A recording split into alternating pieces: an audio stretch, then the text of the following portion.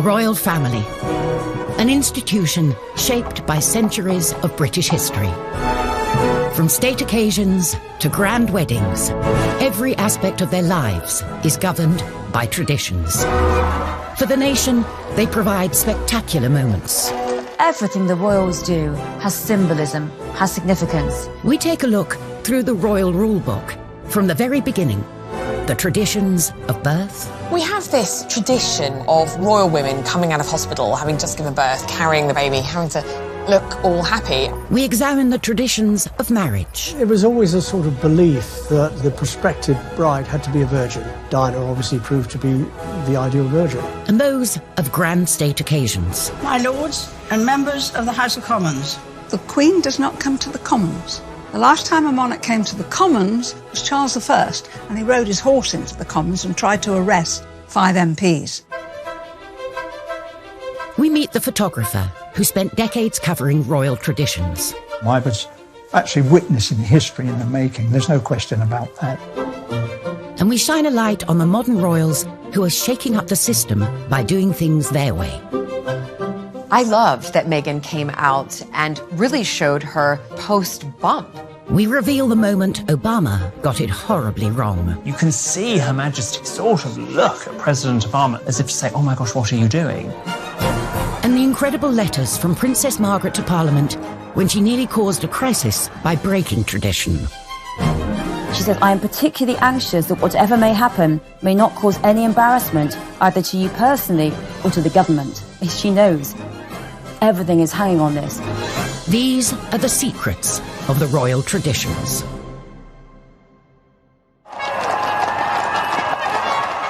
Royal traditions take centre stage in our nation. Grand ceremonies with thousands of years of history form the very fabric of our society. These royal occasions, rich in pomp and ceremony, set us apart from the rest of the world. The Queen sees tradition, sees ceremony as absolutely vital to maintaining the strength of the monarchy. That, to me, is what makes the royal family the royal family. It is the kind of protocols and traditions that they've had for centuries. When it comes to traditions, royal marriage is steeped in them. But as a result, monarchs can't always marry who they want. Prince Charles met Camilla when he was young and single. He was introduced to her through her flatmate. Camilla had been dating Andrew Parker Bowles, and then they split up in 1971. She then met Prince Charles. Apparently, she said, my great-grandmother was the mistress of your great-great-grandfather, so I think we have something in common. Romance blossomed. But as a royal, love wasn't the only consideration Charles had to have in mind. There was still that tradition that whomever he married, who would be the next Queen of England, had to be a member of the nobility and had to be whiter than white. There was a sort of general belief that the heir to the throne should marry a virgin.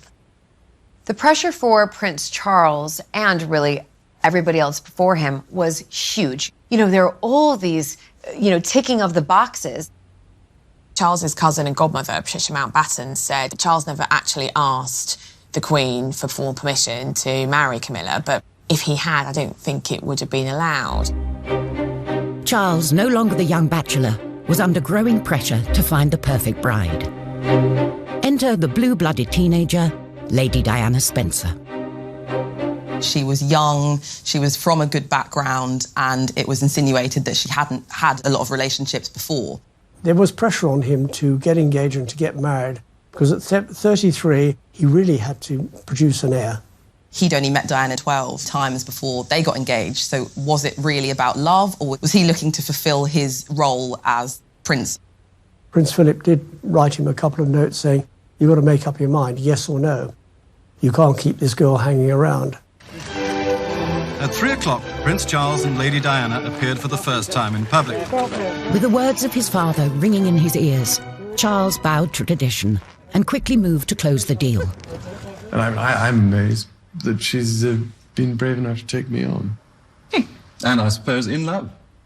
Of course. Whatever in love means.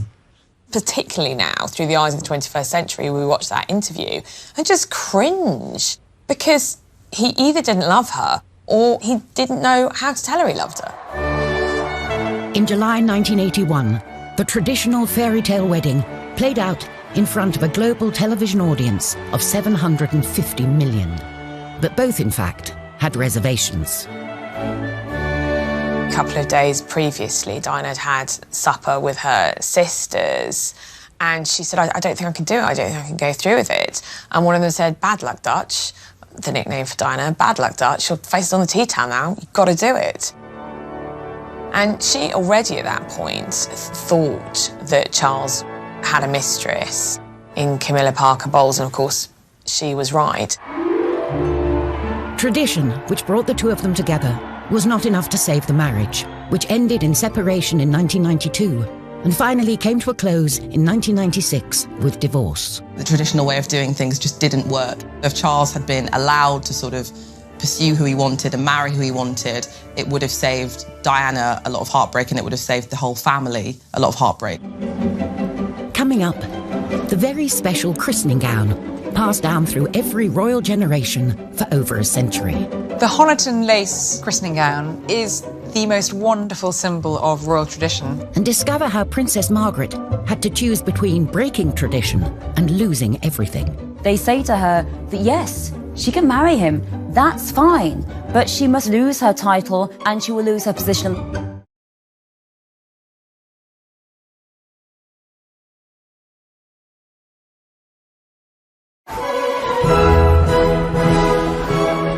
Royal traditions.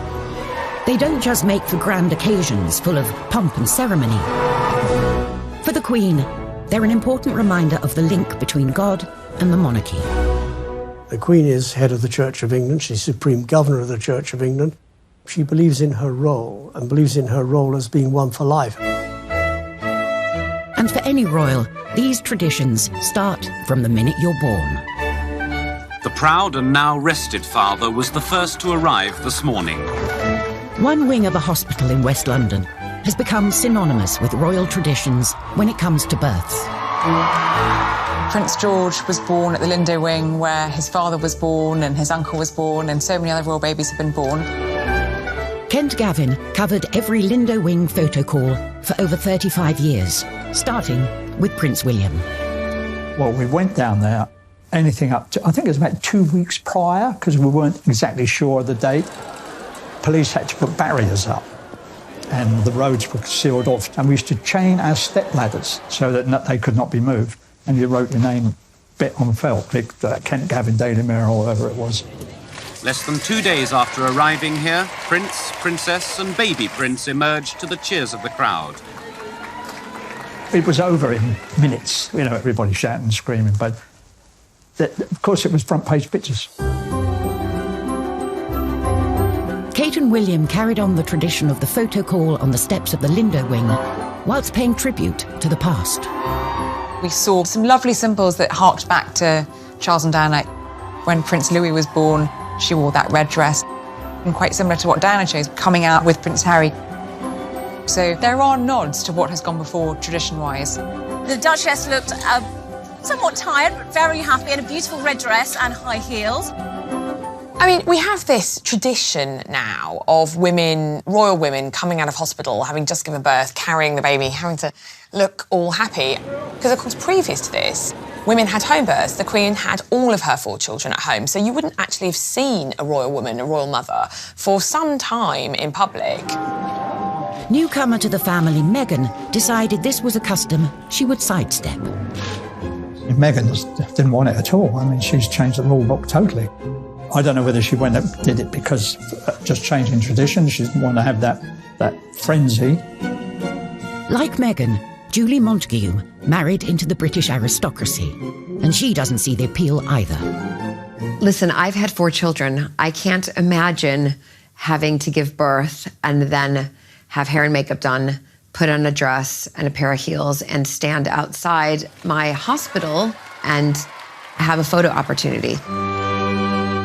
The Sussexes chose a much calmer photo call, with just one photographer in the comfort of Windsor Castle, with a more natural feel.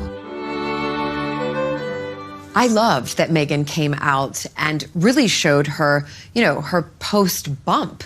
Your stomach does not go right back in 2 days later. It takes a lot of time. So I think for women all around, it was a breath of fresh air to see her come out and look like that. Perhaps this modern tradition of showing the baby within days of being born can be traced back to a curious incident in the 17th century, during the warming pan scandal. In 1688, there were wild rumours that James II and his wife, Mary of Modena, had not actually had a child. James II was hated because most of the country was Protestant and he was Catholic. His second wife, Mary of Modena, fell pregnant. After not being able to have a child for a long time, suspicion soared. They basically said that Mary of Modena had a fake bump, and she gave birth, apparently, to a son. But immediately everyone said, no, she did not. She gave birth to a stillborn child, or a girl, and instead it was whipped away and a new baby was brought in the warming pan. And this was a huge scandal. No one believed that the baby was real. And as a consequence, James was pushed off his throne, and in came the tradition that every royal birth after that had to be witnessed by a senior member of the government to assent that the baby was truly royal. Thankfully, no such scandal with the more recent royal births. And when it comes to traditions, first on the royal baby to-do list is the christening, where everything down to the gown has a story. So the Honiton lace christening gown is the most wonderful symbol of royal tradition when it comes to royal babies. It was the christening gown that Queen Victoria and Prince Albert had made for their first child, Princess Victoria, for her baptism in 1841. Made of fine lace from Honiton in Devon, it was used as the christening gown for every king, queen and minor royal for 163 years, including our current queen, for her christening in 1926, and Prince Charles in 1948. Here is the first picture of His Royal Highness Prince Charles of Edinburgh, second in the line of succession, just 4 weeks old.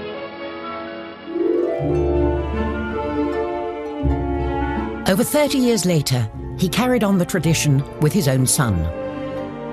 Granny was christened in this. Great-granny. And I was. Look, I was christened in this. Looks remarkably well despite it. The Victorian gown finally took one too many royal dribbles.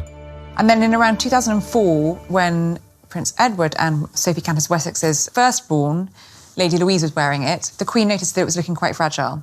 And she commissioned her dresser, Angela Kelly, to make an exact replica of it to be worn by future babies. And since 2004, the gown has been worn by every royal baby, right up till Archie. As well as the gown, a big part of the christening experience is the all-important pictures with the family. Kent Gavin was handpicked by the palace as the only photographer for Prince William's big day in 1982. On arrival at the palace, I was given a list of the running order to which I could expect the photo call to take place. And the first one was Diana and Charles. And the only thing was that William was crying his eyes out. But Diana had the solution to that on and off during the photo call, and that was to put her little finger in his mouth. About 3 minutes had taken place before that picture was taken because of William hollering and hooting. But then, as it was like military clockwork, the Queen came out, Philip, Queen Mother, just sat down perfectly posed. It had all been organised and rehearsed for us. But it was William who was stealing the show, obviously, because of his crying. And normally we would have been present for those sort of pictures. This particular picture was the one that most of us ran on the front page. Many years later, William requested a copy of that picture, to which I sent him, and he sent me a very nice letter in reply. That was the last picture on the actual running order. And I walked across to the Queen. I said, "Excuse me, ma'am, But there is one very important picture missing, and that is the Queen Mother, the oldest and the youngest. And she went, goodness me, how have we missed that, And she called out, Mother, Mother, and she sat down there. Diana handed William over, and that magic, yes, wonderful picture. And of course the Queen was very grateful as well. She has a whole set of all of these pictures. Royal babies aren't just born into the Windsor family, but into an institution with hundreds of years of strict traditions. In the 1950s, a princess hell-bent on breaking with tradition rocked the establishment when she fell in love with the wrong man. When Princess Margaret was a young woman, she fell hopelessly in love with a member of the household, the equerry to her father, Group Captain Peter Townsend. He'd been a war hero, he was handsome, he was charming, but he was divorced. In 1953, Townsend proposed to the 22-year-old Margaret. But by law, as a member of the royal family under 25, Margaret needed the Queen's permission before she could say yes. Divorce was still a taboo subject. The Queen was forced to make very difficult decisions with her own sister. As head of the church, the Queen felt she couldn't sanction the marriage. She asked Margaret to wait for 2 years, as at 25, the matter would then be up to Parliament. They knew that there was every likelihood that if they bought time, they might be able to sabotage Margaret's relationship with Townsend. But 2 years later, the tradition-breaking couple are still together, and the relationship becomes a constitutional issue. Kate Williams is at the National Archives with files relating to the case, which remain top secret for 50 years. Princess Margaret's 25th birthday really begins this panic and this crisis in government. This letter is amazing. It's written by Margaret on August the 15th from Balmoral, about a week before she turns 25. She's writing to the Prime Minister and she says, I'm going to tell you of any personal plans for the next few months. She says, I am particularly anxious that whatever may happen may not cause any embarrassment either to you personally or to the government. She knows everything is hanging on this. My birthday on August the 21st, it will encourage every sort of speculation about the possibility of my marrying Group Captain Peter Townsend. She says, I'm not going to see him over my birthday, but in October, I shall go to London. It is only by seeing him in this way that I feel I can properly decide whether I can marry him or not. The Queen knows I'm writing to you, but no one else does. This is a secret letter from Princess Margaret to the Prime Minister saying, this is what's going to happen. With the threat of this possible marriage very real, the government sprung into action.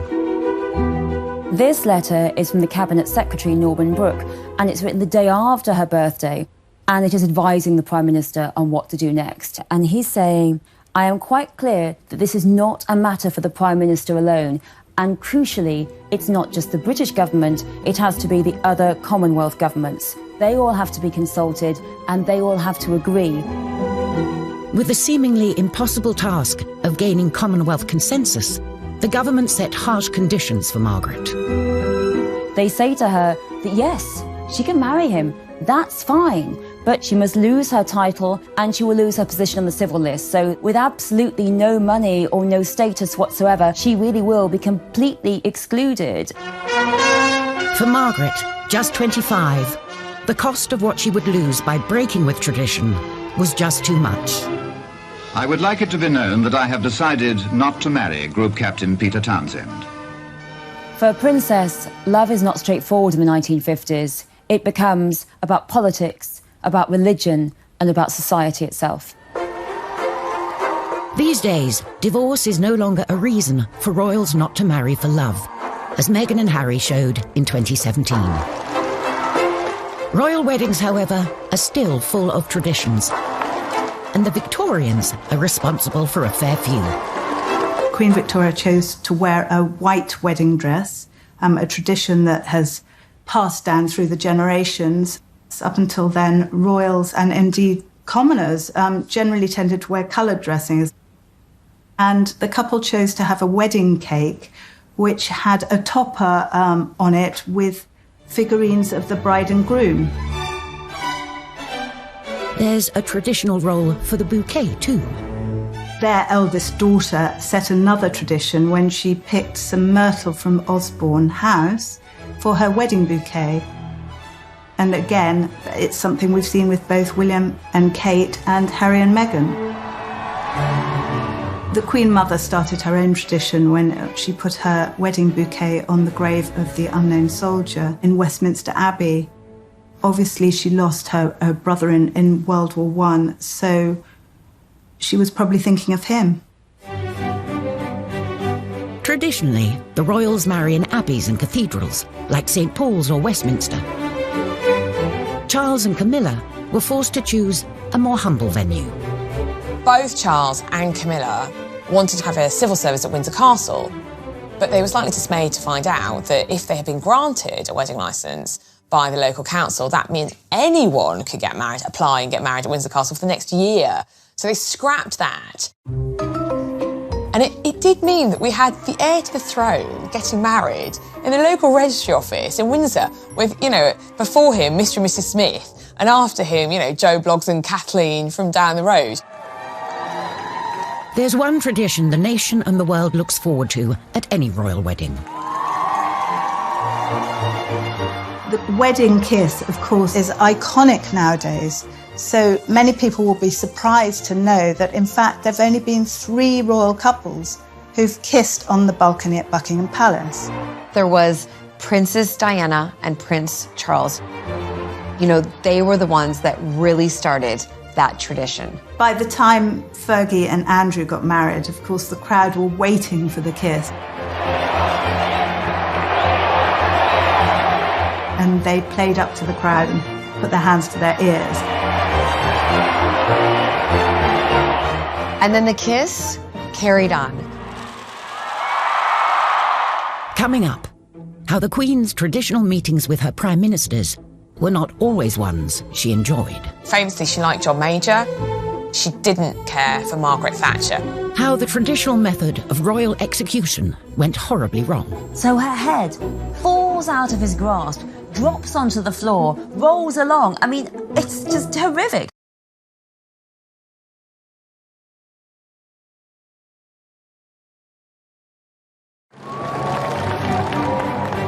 Our Queen, the longest-serving monarch in British history. For 67 years, she's been front and centre at every ceremonial event, from trooping the colour to state opening of Parliament. If the Queen were a stick of rock and you cut it through, you would read duty written on her insides.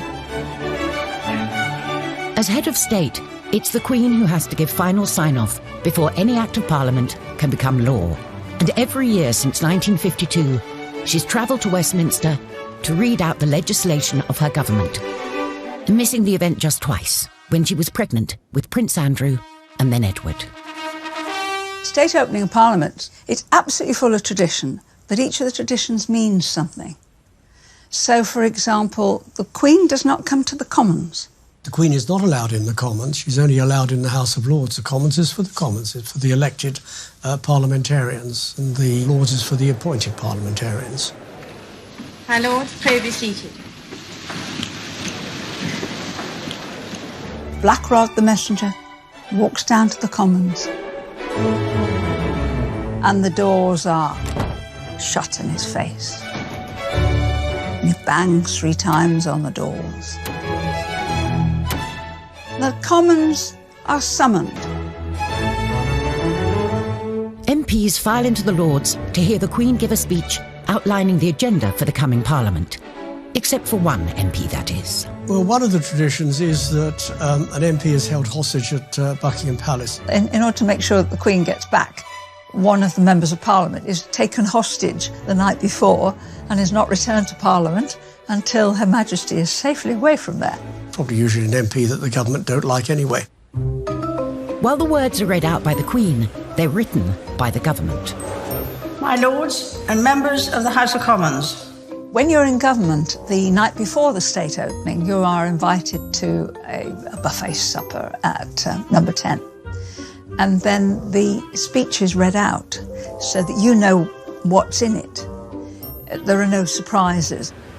My government will legislate in the interests of everyone in our country. Like all traditions, the ceremonies acted out in Parliament are a reminder of an uneasy past between the monarchy and government. You go back to the 1640s during the time of the Civil War and Charles I's interference with Parliament. He interfered all the time, and Parliament didn't like being interfered with, which is why they chopped his head off.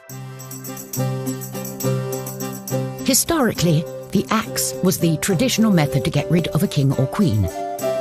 And 60 years before Charles I, his grandmother, Mary Queen of Scots, had one of the most grisly executions of all. You'd think, as a royal, that if you had to be executed, it would be done in a very official and perfect way, but not for Mary Queen of Scots. Mary was executed for treason in 1587. She was given this axe man, and he was so clumsy. First go, he just bashes the back of her head, and she's heard to groan. The second go, the head's still attached. Finally, at the third go, he gets the head off. He holds up the head to shout, "God save the Queen," by the hair. But Mary was wearing a wig, so her head falls out of his grasp, drops onto the floor, rolls along. I mean, it's just horrific. The spectators in this public execution are shocked and horrified. What a dreadful, horrible public execution for this woman who had been known as one of the most beautiful queens in the world. Thankfully, the monarchy is on a more stable footing these days. And as head of state, the Queen carries out her duty by regularly checking in with her Prime Minister. The Queen traditionally meets with the Prime Minister weekly for an audience, tends to be on a Wednesday. They meet for between half an hour and an hour. The idea is that the monarch is briefed on what's happened in Cabinet from the Prime Minister's viewpoint. The Queen's had a business-like relationship with her Prime Ministers, but there's some that she's liked more than others. She was very fond of Harold Wilson. She was very fond of Jim Callaghan. Famously, she liked John Major. She quite liked David Cameron. She didn't care for Margaret Thatcher. Margaret was hugely deferential. She adored the monarchy and would be almost kind of crawling, which irritates a strong personality, doesn't it? And Margaret Thatcher may also have rubbed the Queen the wrong way when, in 1982, she took the salute from the armed forces, a role usually reserved for the Queen. Margaret wouldn't have done anything deliberately to insult the Queen. Oh, no. Margaret was very traditional and would have deferred immediately. So there's obviously been a breakdown of communication somewhere that actually that's the Queen's job. On the other hand, she did rather do this a little bit in her later years. While the rest of Parliament is on their summer break, the Queen hosts the Prime Minister in a supposedly relaxing gateway in the Scottish Highlands. Every year, again, another tradition, every Prime Minister is invited to a long weekend at Balmoral where the Queen spends every... The sitting Prime Minister of the day will very often go up for a long weekend with their husband or wife and spend time with the Queen out there. Tony Blair and Cherie hated it. Cherie talks of being really embarrassed about the servants at Balmoral unpacking all of your bags and you're putting all your clothes away. And I think she famously said that she didn't want to pack contraception because she was so worried about them seeing it in her bags. And I think that's where their youngest son, Leo, was conceived. You know, there's a wonderful story about Tony Blair, the first time he was really talking to Prince Charles as he was Prime Minister. And I was saying, what do you want us to call you? And Charles just looked down his nose at him and said, "You call me Sir." From garden parties to public engagements, between them, the royals meet thousands of subjects every year. Protocol helps ease the encounters and avoid awkward moments for either side. Etiquette and protocol is important for the royal family because it tells people what to do. With the Queen, you would say Your Majesty, followed by Ma'am, and yes, it's ma'am as in ham, not ma'am as in farm. And with any other member of the royal family, it would be Your Royal Highness, followed by Sir or Ma'am. If you're a British subject lucky enough to meet the Queen, you're expected to bow if you're a man and curtsy if you're a woman. Now, for men, it is not a bow from the waist at the end, like you would do at the end of a stage show. All it is a gentle bob at the neck, like so. Now, for ladies, you would do a curtsy. You keep your hands by the side, as straight back, one foot behind the other, and just a gentle bob at the knees. You don't need to do a terribly deep, grand court curtsy, like Theresa May or Margaret Thatcher did. Totally fine 80 to 100 years ago, but today, just a small curtsy will do. We need to show the monarchy some respect, so when Her Majesty has finished interacting with us, if we are the ones leaving the conversation, we don't show our back. We don't just go, yeah, bye, and walk off like so. Instead, you take a few steps backwards before turning and walking away, trying not to show your back.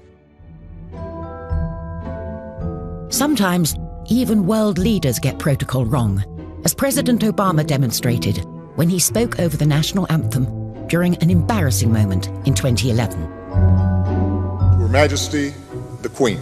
So President Obama has asked everyone to stand up. So far, so good. He says the words, Her Majesty the Queen. That's all he needs to say. Remember, it's a toast, not a speech. And then, just in that slight pause, For the vitality of the special relationship. The musicians start playing God Save the Queen. You can see Her Majesty sort of look at President Obama. To this blessed plot, this earth, this realm. And then Her Majesty herself breaks protocol. She actually interrupts the national anthem. To the Queen. And says, oh, that was very kind, thank you. So she deliberately breaks with the etiquette in order to be more well-mannered. For the monarchy, a break with protocol is rare, but occasionally it attracts people who are rule breakers keen on shaking up the system. Princess Diana was kind of the ultimate royal rule breaker, really, because she dragged the royal family kicking and screaming into the 20th century. She definitely helped transform the monarchy, and I think the royal family we've got today, especially through our boys, is very much through her influence. The Broderick ward of the Middlesex Hospital is the only specially designed AIDS ward in Britain. It was how she engaged in her charity work, which was perhaps the biggest departure. She was really the first royal that we saw in public hugging children, putting children on her lap. When we did the HIV/AIDS campaign, we were tackling serious misunderstanding and prejudice. We had a disease that was rampant and that was killing people in a horrible way and for which there was no cure. She came, she sat on the bed of somebody who was dying of AIDS, she held their hand, and it made a difference. It really did. But this break with tradition came at a cost. By opening up more to the press and the public, she grew more vulnerable to the darker side of media attention. She said to me, do you know, Ken, I was coming out of Harvey Nichols a couple of weeks ago, and I got into a taxi, and two paparazzi pulled up at the lights. One got off the back of the bike, undid the cab door, and she fell into the well of the cab. And he said, this person, raise your head, I've got a mortgage to pay. She was in tears when she related that story to me. I just felt for her. Behind the scenes, the monarchy wasn't happy with the change Diana was bringing. She was viewed by many within the institution as someone who was shaking things up too much. We wanted something a bit more safe, a bit more homespun. And she said, no, these are the things that need attention. These are the things that need to be talked about. It wasn't just how the royal family operated that Diana changed. She also changed the traditional way in which royals dress. Designer Jacques Azuguri played a vital role in moving Diana away from traditional royal dress and transforming her into one of the biggest fashion icons on the planet. I was always excited to see her step out in my dresses. There was just something about her wearing my dresses, you know, the Princess of Wales. And also the process leading up to her wearing that dress was always so friendly, so comfortable and exciting. This is one of the first times that she kind of went a little bit modern. It was, I'd say, probably about 4 inches above the knee, which for a princess was very, very short. Red was one of her strong favorites. As you notice, it had a little opening down the front. She wanted to actually wear it to there, showing a little bit of midriff. Of course, we didn't allow her to. Another famous dress Diana wore during an important night in 1995, where she smashed a vengeful fist through every conceivable royal protocol. It was the night of the bombshell Panorama interview, in which she made a series of startling claims, including, "There were 3 of us in this marriage." She called me actually 2-3 nights before the interview was going to go live. And she said, "Jacques, I need a dress. I've done an interview. I haven't said anything wrong. And I'd like to wear something really stunning and sexy." And I took 3 black dresses from the shop, because, you know, the royals are not usually able to wear black unless it's for mourning. But of course now she could wear any colour she wanted. We unzipped them out of the bag and straight away she said, "That one." And she wore this attending a cancer fundraiser while the interview was going out. And again, the décolleté on here was very low for the time. Her birthday was coming up in July, and that's where we come to the birthday dress here. She was meant to be wearing another dress for the Tate centenary, but I think as a thank you to me, she actually wore this dress. This was Diana on her 36th birthday.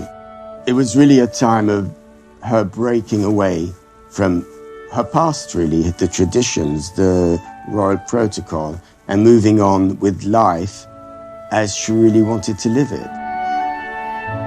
And sadly, that was the last time she was seen in public with, you know, a full evening gown. Dear Jacques, I was quite overcome on opening the parcel.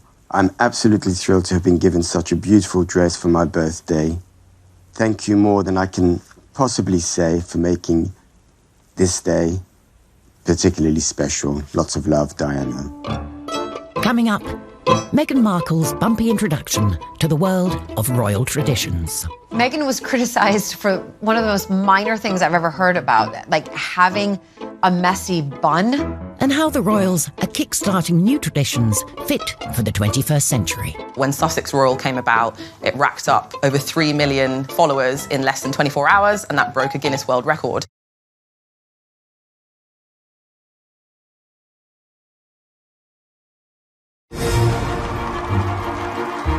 The British monarchy. For over half a century, through change and challenge, they've kept alive traditions celebrating our collective past.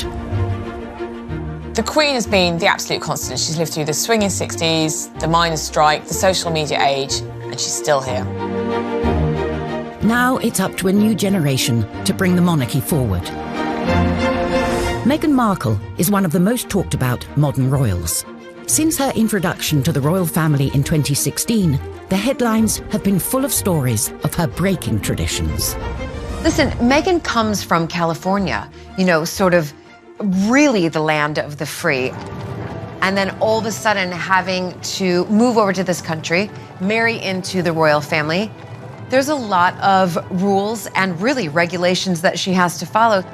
It must be a real shock for Meghan, because she was this independent Hollywood actress doing what she wanted, essentially. And now something as innocuous as her closing a car door, headlines around the world. She's closed her own door. Oh, my God. Meghan was criticized for one of the most minor things I've ever heard about, like having a messy bun. I mean, honestly, please find something else, because I actually thought that messy bun was really cool. Meghan shouldn't have worn black nail varnish. I mean, honestly, there is no protocol on what colour nail varnish a royal woman should wear. If anyone's criticising Meghan for not wearing tights, let me tell you something. Sarah Ferguson, Duchess of York, didn't wear tights. I was at an event as minister where she came to do an opening, and she turned up actually looking scruffy, which is a no-no, because the people who are there, they come to see the magic and the style and the grace of royalty.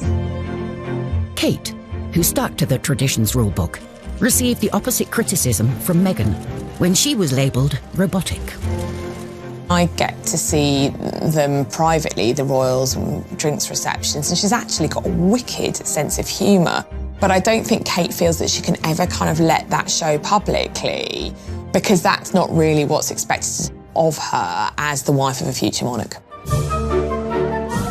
The young royals are creating new traditions fit for the 21st century, thanks to the new digital age. The social media development, in the royal family has been a big thing in the last few years. You've seen Instagram accounts. But when Sussex Royal came about, it racked up over 3 million followers in less than 24 hours, and that broke a Guinness World Record. So you can see that there's definitely an appetite for people wanting to know what the royals are up to all the time. And it definitely gives them much more control over the story that they want to tell. For Prince William, being able to take back control is personal. William and Kate rarely allow their children to be seen in public, so their presence here guarantees a media frenzy. I was on a shoot with Prince William. We were talking about how things were regarding his mother. And he said, I can assure you that I will never, ever let happen to my wife or my children to what happened to my mother. Kate has increasingly taken the tradition of royal photography into her own hands. The royals are issuing and controlling their own images. I'm not on about the public events. I'm on about the birthdays or the special event. You get these lovely pictures that Kate issues. It's taking the sting out of paparazzi, if you like. As is tradition, the monarchy will one day pass over to Charles. I think Prince Charles, in many ways, will be a very good sorbet monarch. He'll be a lovely palate cleanser between what we have now and what we will have in the future. Charles, I think, sees the future of the British monarchy similarly to some of the European monarchies, which have kind of massively slimmed down. We've seen that in balcony appearances. We've seen just the Queen with Prince Charles and Camilla and his sons and their spouses. And unlike the Queen, whose opinions remain secret, Charles has already expressed his views in public on topics ranging from the environment to architecture.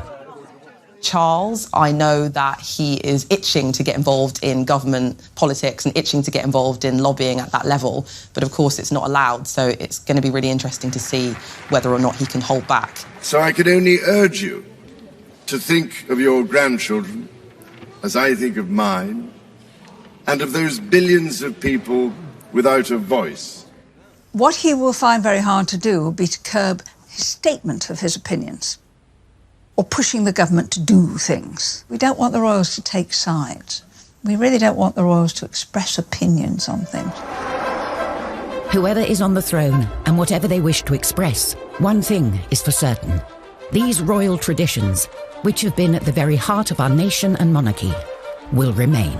This is what makes the United Kingdom, this is why we get the number of tourists we do get, because we do have traditions, and our traditions go back historically hundreds of years, and it's important that we maintain them. Royal traditions are like the fulcrum around which the family circulates. Individuals come and go, but the royal traditions are always there. All those great British traditions will remain. That is what makes the royal family the British royal family.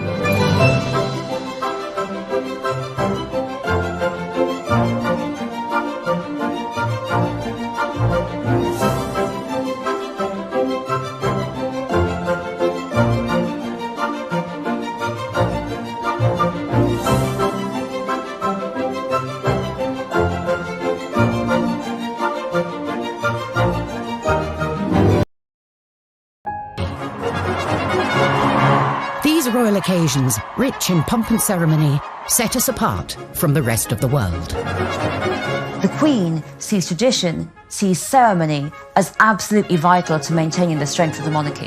That, to me, is what makes the royal family the royal family. It is the kind of protocols and traditions that they've had for centuries. When it comes to traditions, royal marriage is steeped in them. But as a result, monarchs can't always marry who they want. Prince Charles met Camilla when he was young and single. He was introduced to her through her flatmate. Camilla had been dating Andrew Parker Bowles, and then they split up in 1971. She then met Prince Charles. Apparently, she said, my great-grandmother was the mistress of your great-great-grandfather, so I think we have something in common. Romance blossomed. But as a royal, love wasn't the only consideration Charles had to have in mind. There was still that tradition that whomever he married, who would be the next Queen of England, had to be a member of the nobility and had to be whiter than white. There was a sort of general belief that the heir to the throne should marry a virgin. The pressure for Prince Charles, and really everybody else before him, was huge. You know, there are all these, ticking of the boxes. Charles's cousin and godmother, Patricia Mountbatten, said Charles never actually asked the Queen for formal permission to marry Camilla, but if he had, I don't think it would have been allowed. Charles, no longer the young bachelor, was under growing pressure to find the perfect bride. Enter the blue-blooded teenager, Lady Diana Spencer.